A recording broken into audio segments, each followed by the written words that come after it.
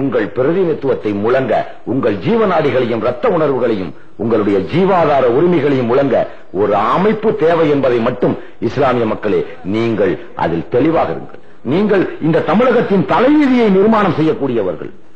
உங்களுக்கு நான் ஒரு கணக்கு போட்டு பார்த்தேன். ஒவ்வொரு தேர்தலையா போகும்போது அறந்தாங்கி தொகுதி அங்க யார் ஜெயிப்பா? திருநாவுக்கரசு. எப்படி ஒரு அயோக்கியத்தனம் பண்ணிட்டான் பாத்தியா? அறந்தாங்கி தொகுதியை எவனால் போய் பார்த்தவன் இருக்கிறியா? இங்க அறந்தாங்கி தொகுதி கூட சுத்தனவங்க யாராவது ஒரு ஆள் இருக்கிறியா? 100% முஸ்லீம்.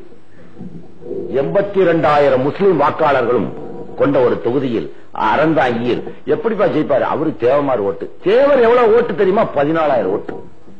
வாக்காளர் பட்டியல கண்ல பார்த்தவன் இருக்கான இஸ்லாமிய இல்ல. இவனும் சேர்ந்து கத்துறான்.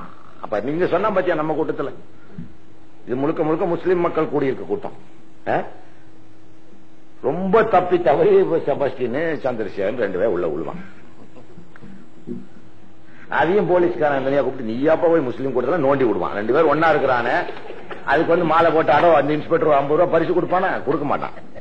அங்க போன உடனே சிபிசிஐடி அவன் கூப்பிட்டு அதிகாப்பா அவனுங்களோட போய் துளுக்கு பயலோட சேர்றேன். இது ஆமா சொல்லிட்டான். அதனாலதான் நான் சொன்னேன் அப்படி போரிக்கு பயலும் போலீஸ்ல இருக்கான். திருந்த மாட்டான்.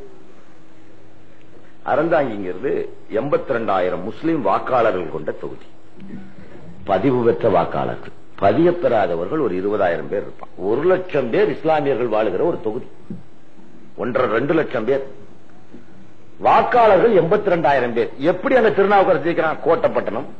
கோட்டப்பட்டினம், ஜெகதாப்பட்டினம், அம்மாப்பட்டினம், கரம்பக்குடி, பொய்யாதநல்லூர், அறந்தாங்கி, மிமிசால், கோபாலப்பட்டினம், இத்தனை ஊரும் முழுக்க முழுக்க முஸ்லிம்கள் வாழுகிற ஊர் இல்லையாத்தா? நான் சொன்ன இந்த ஊராது.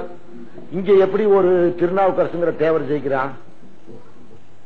சரி விட்டு சொல்ல. அரவாக்குறிச்சி முஸ்லிம் பெல்ட், அங்க எப்படி எவனோ ஜெயிக்கிறான்?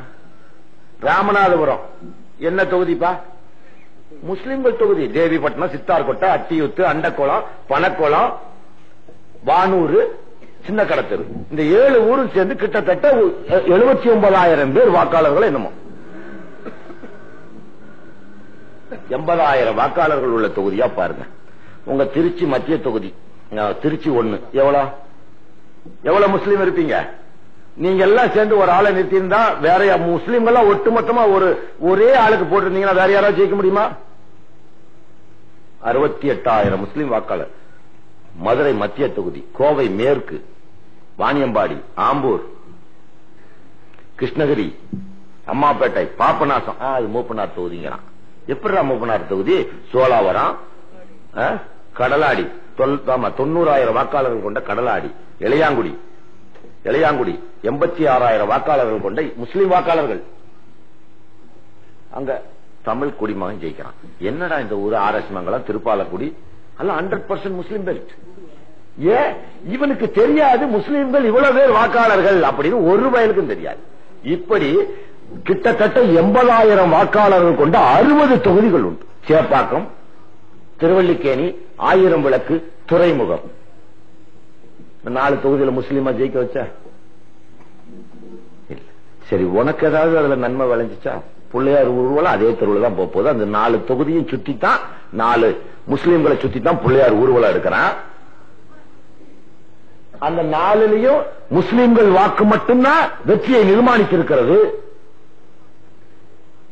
முஸ்லீம்கள் நிச்சயம் ஜெயலலிதா போட்டிருக்க மாட்டான். இப்ப ஜெயலலிதா குறைந்த வாக்குகள் முஸ்லீம் அல்லாத வாக்குகள். கலைஞருக்கு, ஸ்டாலினுக்கு, நாஞ்சில் மனோகரனுக்கு, அன்பழகனுக்கு.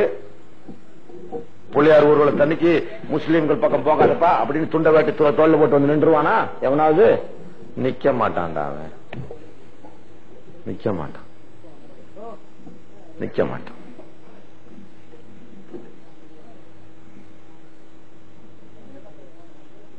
வருஷம் போல அவன் தூக்கிட்டு போறான். எல்லா மதத்தையும் நாங்கள் அனுசரிப்போம், எங்கள் அண்ணா சொல்லிவிட்டார், ஒன்றே குலம் ஒருவனே தேவன் வசனம் எழுதுவானுங்க. அப்போ ஓட்டியும் போட்டு உன் உரிமையும் பறி கொடுத்து அவன் ரோட்ல போகும்போது துளுக்கனை வெட்டு, துளுக்கச்சியை கட்டுன்னு மொழுங்கியும் போட்டு போகும்போது வேட்டி தூக்கி காட்டுவான்.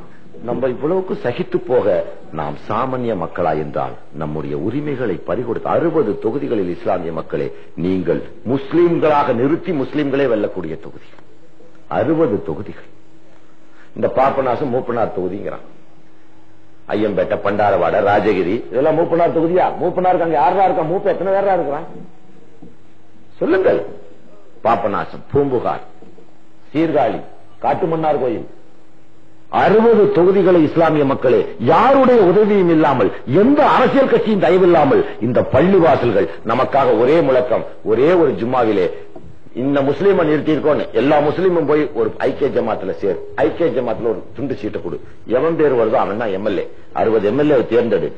இந்த 60 தொகுதிகளில் முஸ்லீம்கள் முஸ்லீமை நிறுத்தும் ஐக்கிய ஜமாத் நிறுத்தும் வேட்பாளருக்கே வாக்களியுங்கள். 60 எம்எல்ஏவை நீங்கள் வெற்றி பெறுகிறீர்கள். எந்த இனமாவது தமிழகத்தில் 60 எம்எல்ஏ கொடுக்கக்கூடிய இனம் உண்டா? வன்னியர்களால் கூட முடியாது. தமிழகத்தின் மிகப்பெரிய இனமாக இருக்கிற 16 மாவட்டங்களில் மெஜாரிட்டியாக இருக்கிற வன்னிய இன மக்களால் கூட கொடுக்க முடியாது.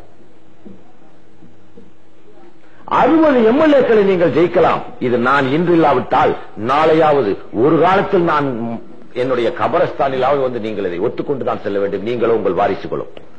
60 தொகுதிகளை நிர்மாணிக்கக்கூடிய சக்திகள் யார் தயவும் இல்லாமல் இஸ்லாமிய மக்கள் நீங்கள் 60 எம்எல்ஏ தேர்ந்தெடுப்பது மட்டுமல்லாமல் சுமார் 150 தொகுதிகளில் நீங்கள் 20,000 வாக்காளர்களாக இருக்கிறீர்கள். சுமார் மேலும் ஒரு 60 தொகுதிகளில் நீங்கள் 40,000க்கும் மேற்பட்ட மக்களாக இருக்கிறீர்கள். அந்த இடங்களிலே இப்ப பரமக்குடி தொகுதி, இளையாங்குடி தொகுதி ரெண்டும் ராமநாதபுரம் மாவட்டத்தில் இருக்குது, ஒன்னு பசும்பொன் மாவட்டத்தில் இருக்கு. இளையாங்குடிக்கு பரமக்குடிக்கு ஒரு 10 கிலோமீட்டர். பரமக்குடியில ரிசர்வ் தொகுதி 30,000 முஸ்லிம் வாக்கு இருக்குது. இளையாங்குடி பொது தொகுதி. நீ என்ன பண்ணணும்? பரமக்குடியில ஒரு தேவேந்திர குல வெள்ளாளரை நிறுத்தணும். நாங்க 30,000 ஓட்டு உனக்கு தர்றோம், உன் ஜாதிக்காரன் எங்க தொகுதி இருக்கான் அவனை எனக்கு போட சொல்லு அப்படின்னு ஒரு அண்டர்ஸ்டாண்டிங் வந்தா 100 தொகுதிகளை இஸ்லாமிய மக்கள் வெல்லலாம். 60 தொகுதியை நீ ஜெயிச்சிட்டினாலே 240 தொகுதி தமிழகத்தில் உண்டு. இந்த 240 தொகுதிகளில் 239 240 ஒரு கணக்குக்கு சொல்றேன், 60 பிரிச்சுட்டீங்கன்னா 180. திமுக, அதிமுக, மதிமுக 3 பங்கு, தமாமக எல்லாத்தையும் சேர்த்து 2வது பங்கு என்னாச்சு? 180 2 பங்குனாக்கா 90 சீட்டு தான் ஒரு ஆளுங்கட்சி ஜெயிக்க முடியும். இந்த 90 சீட்டை உள்ளவன் நீ 60 பேர் சொல்றவன் தான் சீஃப் மினிஸ்டர். ஒரு வருஷம் இவனுக்கு கொடு, ஒரு வருஷம் மதிமுக காரனு கொடு, ஒரு வருஷம் திமுக காரனு கொடு, ஒரு வருஷம் அதிமுக காரனு கொடு, ஒரு வருஷம் எங்களை விடுறான்னு நீ வரலாம். நீயே முதலமைச்சராக கூடிய வாய்ப்புகள் உள்ளதை இந்த இஸ்லாமிய மக்கள் ஏன் உணரவில்லை என்பதுதான் பெரிய புதிராக இருக்கு. 60 தொகுதிகளை நீங்கள் நிர்மாணிக்க முடியும். இது விஞ்ஞானபூர்வமான ஆதாரம், சரித்திரபூர்வமான ஆதாரம். 60 தொகுதியின் வாக்காளர் நான் ஒரு நூலாவே இதை தொகுத்து இன்ஷா அல்லாஹ் சீக்கிரம் வெளியிட்டு காட்டுறேன். இந்த 60 தொகுதிகளை நீங்கள் நிர்மாணிக்கக்கூடிய சக்தி எங்க இருக்குது உங்களுக்கு? உங்களால ஒண்ணு கூட முடியாதா? வால் போஸ்ட் இல்லாம நீ ஒண்ணு கூடி காமிச்சிருக்கிற. திண்டுக்கல்ல, திருநெல்வேலியில தப்லீக் ஜமாத்துல ஒரு வால் போஸ்ட் இல்லாம எத்தனை லட்சம் பேர் கூடினீங்க? 10 லட்சம் பேர் கூடியிருக்க. ஆகால பொழப்புக்கு கூடுற உன்னுடைய விதியை நிர்மாணிக்கிறதுக்கு கூடனியா? காக்காய்கள் கூட்டம் நிர்மாணிக்கிறது உன்னுடைய மான மரியாதை. எந்த நாயோ நம்மளை ரோட்ல பார்த்து துலுக்க நாய், துலுக்கச்சி கட்டு, துலுக்கன வெட்டி என்று சொல்லக்கூடிய அளவுக்கு அரசியல் கட்சிகள் அவன் பின்னால் சென்று அழிகிறார்கள். ஆனால் உங்களுடைய சுய நிர்ணயத்தை, உங்களுடைய சுய மரியாதையை, சுய கௌரவத்தை, சுய உரிமையை, வாழ்வுரிமையை எழுத தெரியாத மக்கள் அந்த சமுதாயம் இருந்தாலும் சரி, அந்த சமுதாயம் அழிந்தாலும் சரி, உங்களில் ஒருவனாக இருக்க எனக்கு கேவலமாக இருக்கிறது சகோதரி.